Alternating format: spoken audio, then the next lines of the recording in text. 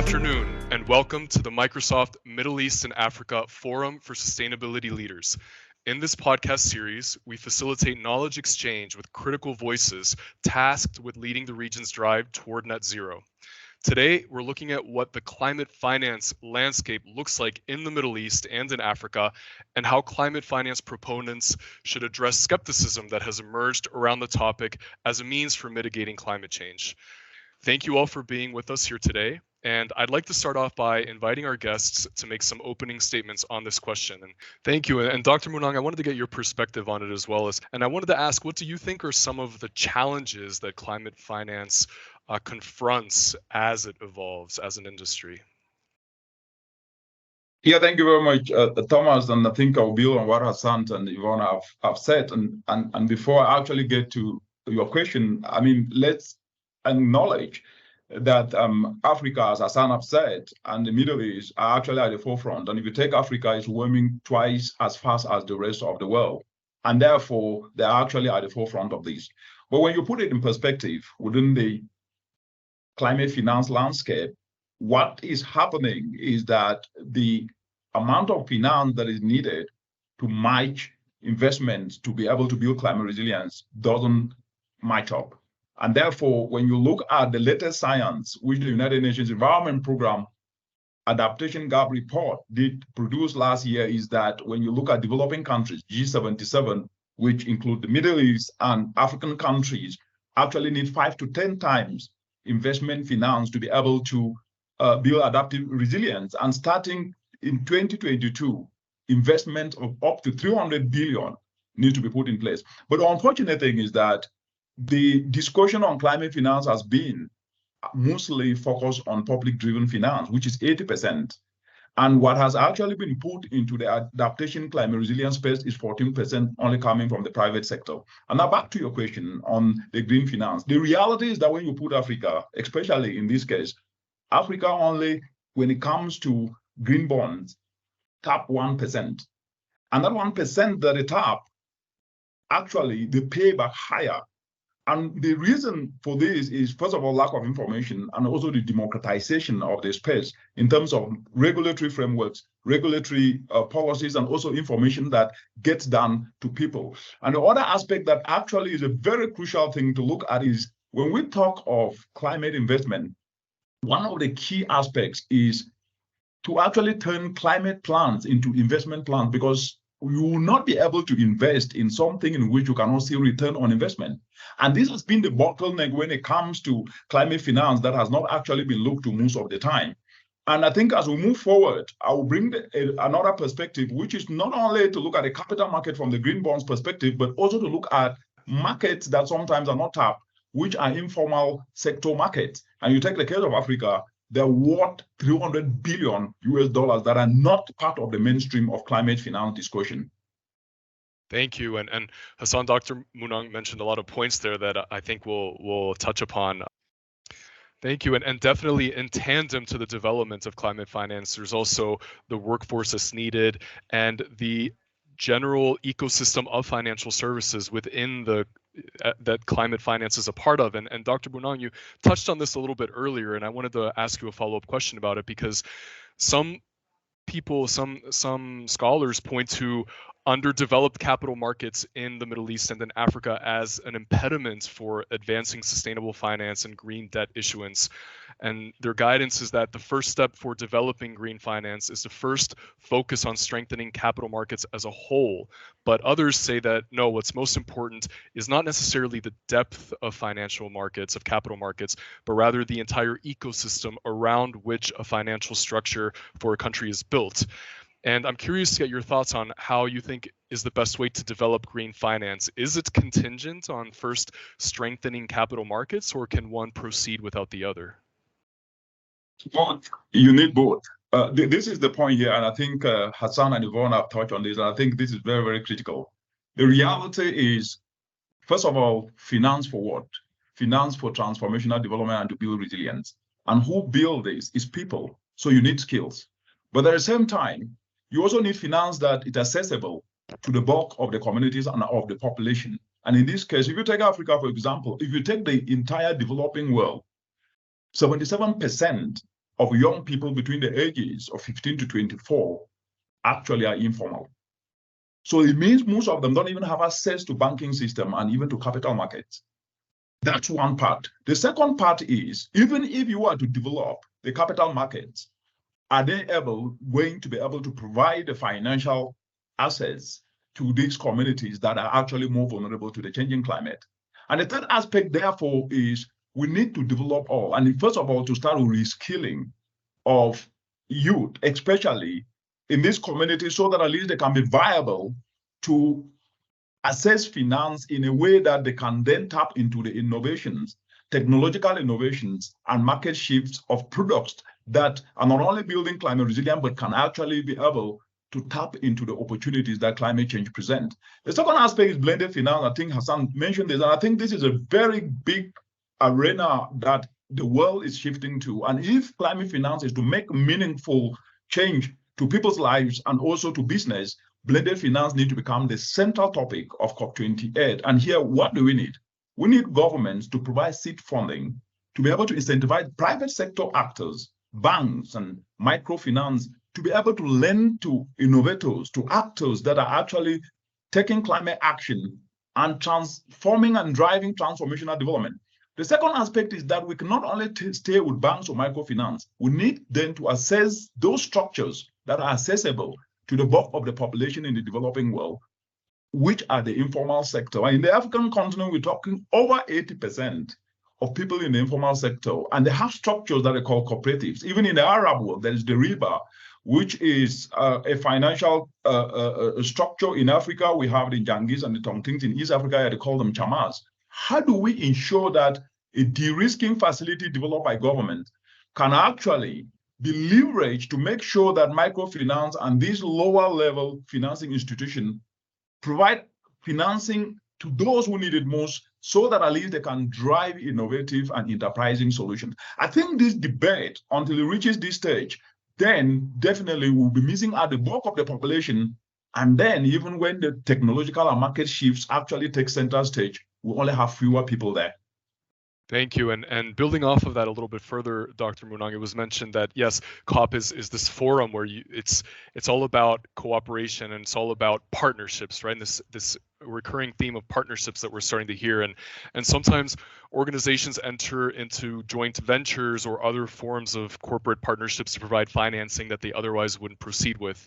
In other areas of sustainability, we've seen, like was mentioned before, public-private partnerships where government agencies work hand in hand with the private sector organizations toward these shared objectives. And what role do you think partnerships can play for advancing climate finance in the Middle East and specifically in Africa, not just during COP and when there's a mega event like COP, but even without these mega events that put the spotlight on these partnerships?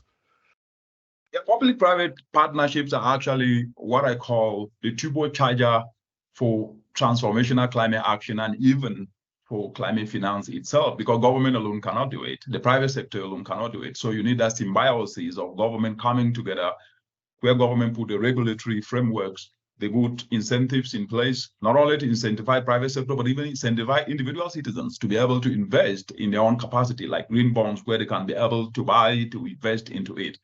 But the big point is the shift of transformational development under the changing climate today is one in which all governments across the entire world, and mostly in the African continent and the Middle East, have to follow, because that's the only way you can be able to drive sustainable economies and, of course, match up to gain and benefits from the solutions that are coming up. But it is not government that innovates, it's the private sector. And therefore, government working with the private sector and putting in place the right regulatory reforms and incentives. And focusing back on what I said, I think the limited resources that government might have should be used in developing de-risking tools, because blended finance becomes part and parcel and a central part of public-private partnerships, where government de-risk investments to then be able to drive transformational development. I'll really bring a practical example. We're talking about e-mobility today. That's a whole technological shift, and then a market shift, because that is where the world is moving into to drive that low emission development pathway. And this is a market that is worth over 200 billion as of 2022 from the statistics that we have. And that then means that government putting enabling incentives, enabling policies for that to pick up, and at the same time also providing finance to enable investors to be able to invest and de-risk these investments, will see not only transformational development, but more opportunity. It therefore means that public-private partnership is a must for climate finance to be effective, optimal, and efficient. Thank you. And that's a very interesting point that you raised there, this relationship, this in a lot of ways unique relationship that the government often has with the financial sectors. I wanted to follow up, ask you another question as a follow-up to that, because from the policy perspective, the financial sector is one that's traditionally heavily regulated by the government for various reasons, for protecting consumers, for avoiding contagion that can create a recession.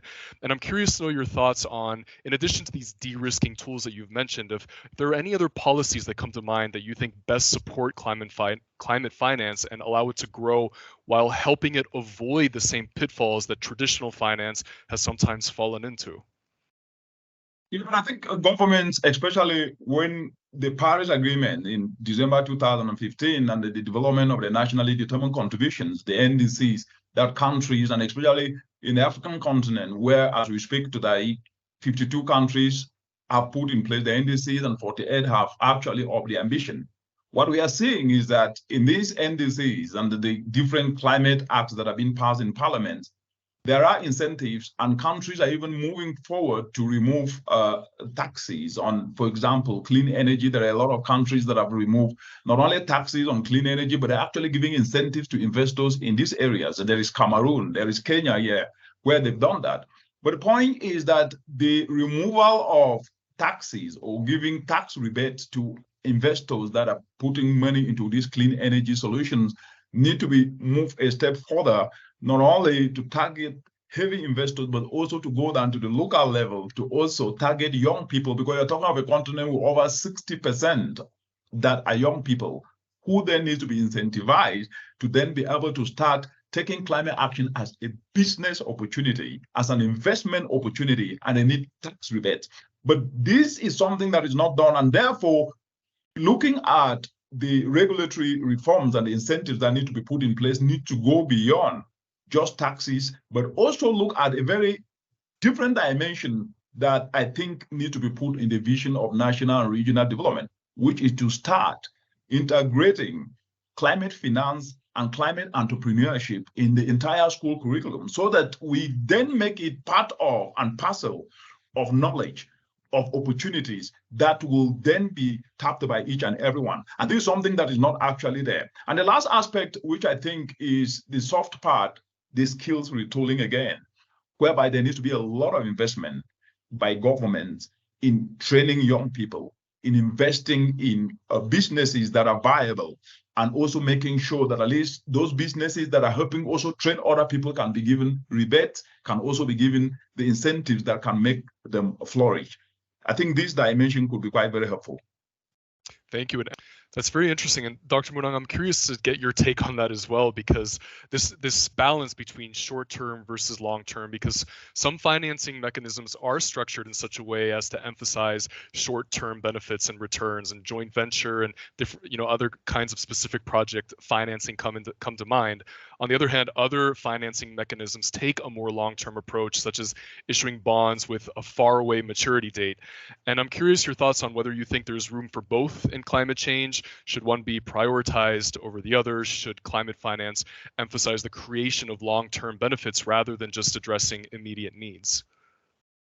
Actually, both, because the reality is that people need to see that they can have a return on investment in the immediate moment, and then also in the long term.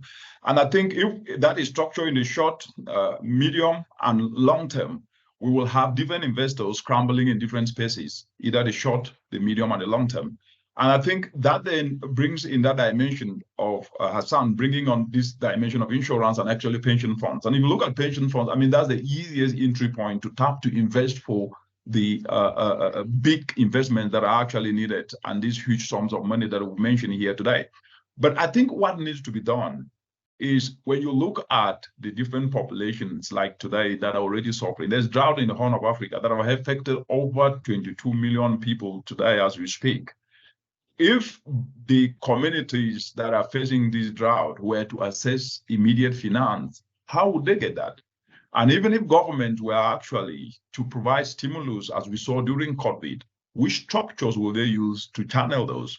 And that goes back to the point that I mentioned earlier, which is leveraging accessible structures to communities that do need this, but not only as a social finance, because one of the problems is that when you talk investment finance or climate finance in this case, it cannot just be seen through the social lens. And I think that has been part of the problem, especially in the developing world. It's not seen as investment finance, but it should become investment finance that even if the stimulus are given and de-risking tools are developed, we should use it in such a way that actually the communities leveraging this should use the money to invest in actions that can bring return on investment in enterprising activities. And that is one thing to do, which then brings me to the point of a change of a narrative. The narrative on climate finance has mostly been about social. It's been about, yes, helping to cope with the impacts of climate change.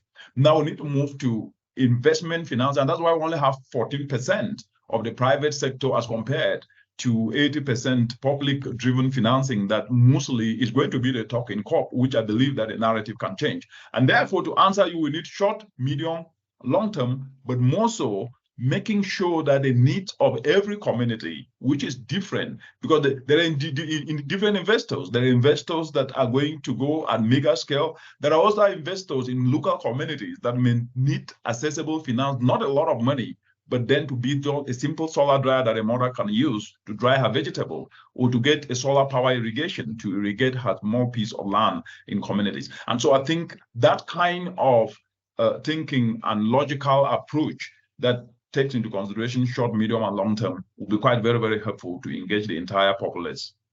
Understood. Thank you. And as we approach the end of this podcast, we're rounding up on our half hour here.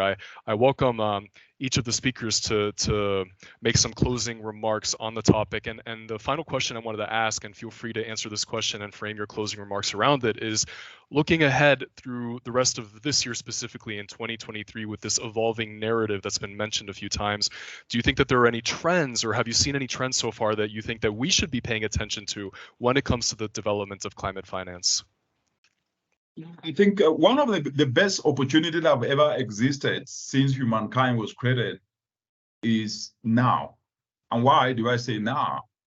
Every opportunity to bring high returns on investment are with climate action, and therefore leveraging resources to invest in climate action solutions, especially clean technologies, will bring huge investments, huge returns on investment. And more importantly, what needs to be understood, especially when it comes to climate finance, is that governments needs to understand that people will only put their money where they see returns on investment. And so all their NDCs, the nationally determined contribution, should be turned into investment plans. And they should leverage the little resources they have to put in place blended financing. But as they do so, the young people should actually be at the center stage, because they are not just the future, but they are the present ingenuity actors that can move the needle forward.